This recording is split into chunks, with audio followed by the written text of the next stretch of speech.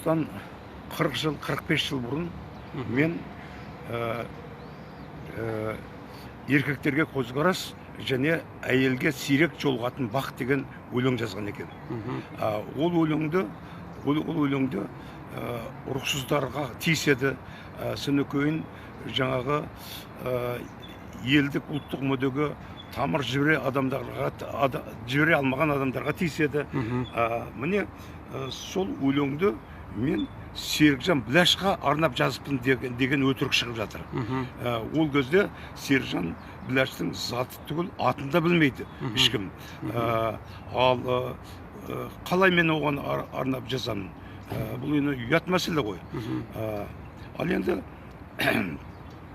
осыған байланысты маған толып жатқан былапыт сөздер айтылып жатыр.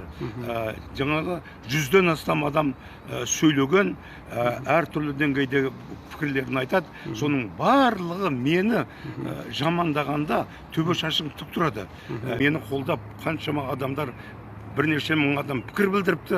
Соларды мен қолдаймын.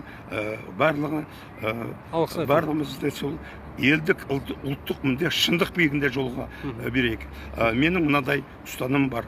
Кім шындығын жоғалтып алса, ақ қараны қара деп айтудан қалса, яғни сөзі басқа, ісі басқа болса, елдік ұлттық мүддеге тамыр жібере алмаса, пенделігі тек өзін емес қоғамында алдаса, ондай ақынның да, ғалымның да, саясаткердің де мазмұны даңқы далбаса.